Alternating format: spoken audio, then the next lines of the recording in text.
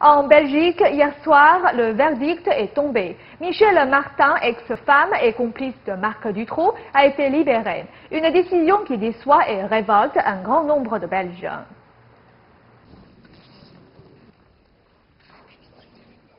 Michel Martin, ex-femme et complice de Marc Dutroux, dont les meurtres d'enfants ont horrifié la Belgique dans les années 90, a été libéré ce mardi soir après avoir purgé la moitié de sa peine.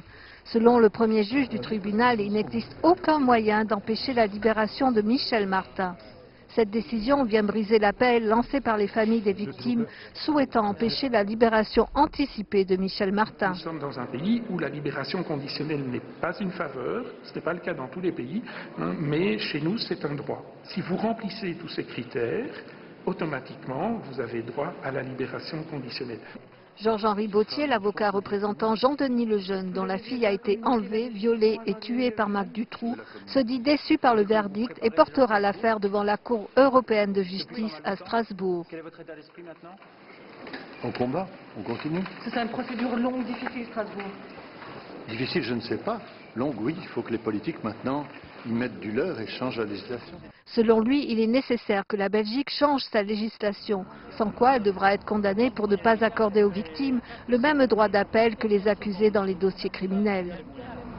Nous sommes honteux que ça puisse se passer au XXIe siècle dans la capitale de l'Europe et nous sommes honteux pour la Belgique aussi, parce qu'il y a déjà eu tant d'affaires ici, sur un plan judiciaire, absolument inélucidées. Et tout ça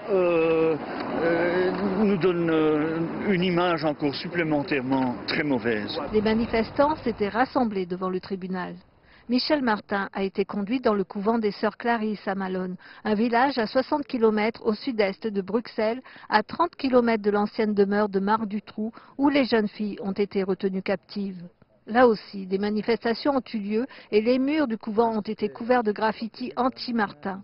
Le bourgmestre de Namur a rassuré les habitants qui ne croiseront pas Michel Martin dans le village. Maintenant, il est très clair, et les sœurs l'ont encore confirmé lors des contacts qu'on a eus, qu'il n'est pas du tout prévu qu'elle puisse quitter les murs du couvent. Marc Dutroux a été arrêté en 1996 et condamné pour enlèvement et viol de 6 jeunes filles. Il en a tué 2 et 2 autres sont mortes affamées dans sa cave. Pour beaucoup, cette libération reste révoltante et la peine trop faible par rapport au nombre de victimes. Il y a 6 enfants quand même qui a passé dans cette maison-là. Donc elle ne doit pas avoir une deuxième chance. Et puisqu'il y en a 6, un qui tue une personne a déjà 20, 25 ans ou 30, ça dépend. Et ici, pourquoi est-ce qu'on ne fait pas x6 puisqu'il y a 6 personnes? Alors que Marc Dutroux était en prison pour vol de voiture, Michel Martin ne s'est pas occupé des petites filles enfermées dans une pièce cachée de la maison.